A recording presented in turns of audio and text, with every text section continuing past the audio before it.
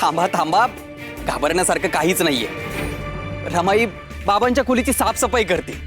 तिने बाबांना मनापासून त्या खोलीत राहायची परवानगी दिली. मी आलोच बाबांना सांगू. वच्छे, मी तुला सांगतो ना वच्छे, ही साफसफाई नक्कीच नाहीये. वहिनींची अतिशय वाईट आणि घातक खेळी सुरू झालेली आहे. खुरपडीसारखी माझी पकड मजबूत असते. एकदा ठरलं ना की सोडत नसते. एक गोष्ट लक्षात ठेव. दिगूला आता समज दिली, त्याने लगेच मला शब्द दिला.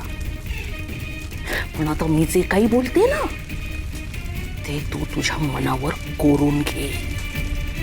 तू जर का या खोलीत आलीस, विठ्ठल विठ्ठल करायला लागलीस ना, तर तुला धरून विहिरीत फेकून देईल. गट्टाणेसारखे डोळे करू नकोस. मी आता काय म्हणाले दिगूला, तो जर या खोलीत आला तर तो माझ्या आयुष्यातला शेवटचा दिवस असेल. पण तू जर का या खोलीत आलीस तर तो तुझ्या आयुष्यातला शेवटचा दिवस असेल.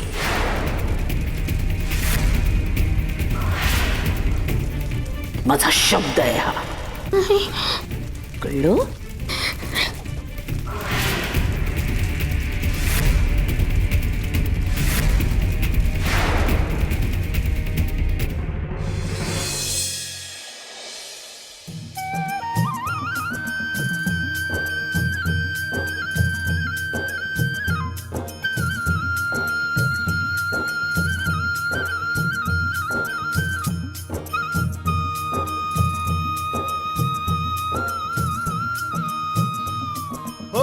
गातो वासुदेव मी ऐका, चित्त ठाई ठेवून ऐका.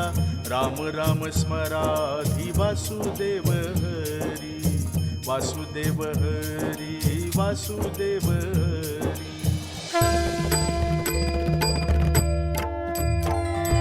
पांडुरंग हरी जय जय पांडुरंग हरी, पांडुरंग हरी जय जय पांडुरंग हरी.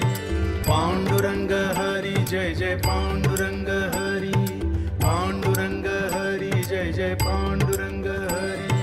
पांडुरंग हरी जय जय पांडुरंग हरी, पांडुरंग हरी जय जय पांडुरंग हरी. पांडुरंग हरी जय जय पांडुरंग हरी, पांडुरंग हरी माऊली, पांडुरंग हरी. पुन्हा तुमच्या जगात आलो. जय जय पांडुरंग हरी, ते पाऊल टाकलं पांडुरंग हरी. आणि इथे केलेल्या तुमच्या नामाचा गजर ऐकू येऊ लागला. तो गजर, ती भजन, तो नामघोष.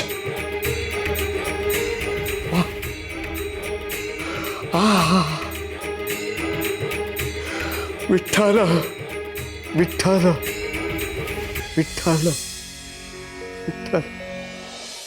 सखुबाई गऊ बल्याली ग सुख प्याली ग सौभाग्याचं, सुख प्याली ग सौभाग्याचं, सौभाग्य सखूच. हा सखूचा आवाज छान छान. सखुबाई ग चंद्र आले ग जसा वाड्याचा राजा दशरथ, राजा दशरथ. सौभाग्य संपूच जणू मायेची पखरण.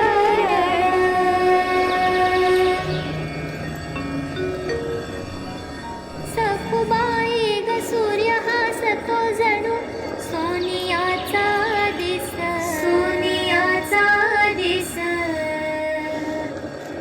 सौभाग्य सखूच कुंकुरा हो चिरंजीव.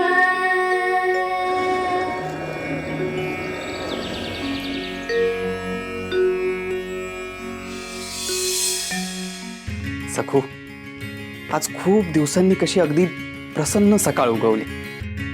खूप दिवसांनी तुझी ओवी ऐकू आली. ओवीच्या मंजूळ स्वरांनी घर जागे झालं ना, की प्रसन्न वाटतं. सखू, खरंच तू या घराला लाभलेलं वरदान आहेस, लक्ष्मी स्वरूप आहेस.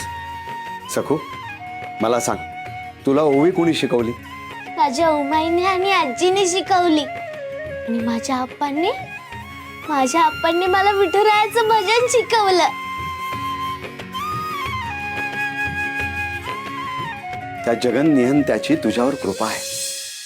विठ्ठल संस्काराचं बीज मनात रुजलं, विठ्ठल संस्काराचं बीज मनात रुजलं, भावाचा मळा याचा नकळत मळा, देहभान विसरून विठ्ठलाकडे, भक्तीच्या दिव्य अनुभवाकडे ओढला, भक्तीच्या दिव्य अनुभवाकडे ओढला, भक्तीच्या दिव्य अनुभवाकडे ओढला.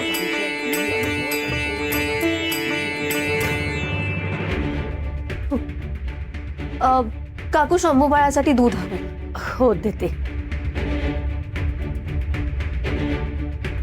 यमुना, पेढीवरच्या व्यवहारात बोलायचं नाही असा करार आहे, पण पहाटेपासून आपल्या मातोश्री दिसत नाहीत, मग पेढीवर. सकाळच्या आरतीसाठी मठात गेली असेल. तुमचं काही काम होतं का?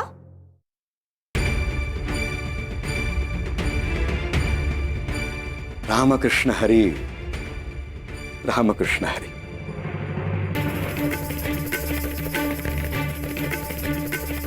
बाबांना अशी कशी बोलतेस ग? कामाशिवाय विचारू शकत नाहीत का ते? बाबांनी फक्त विचारलं ना, सांग ना मठात गेली.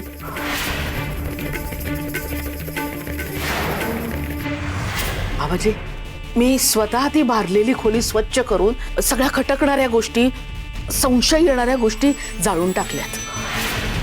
ते सखूने पिल्लू सोडलं ना, मामनजींना त्याच खोलीत राहू द्या म्हणून हा सगळा खटाटोप करावाच लागला.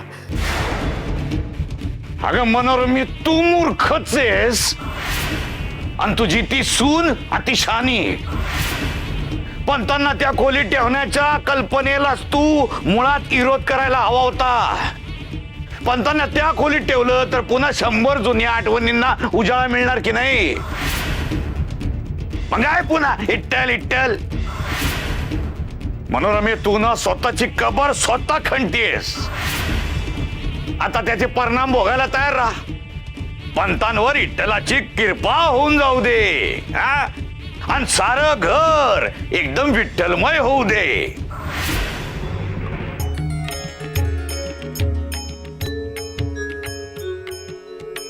सुंदर ते ध्यान उभे विटे बरी, सुंदर ते ध्यान उभे विटे बरी, करकटावरी ठेवोनिया.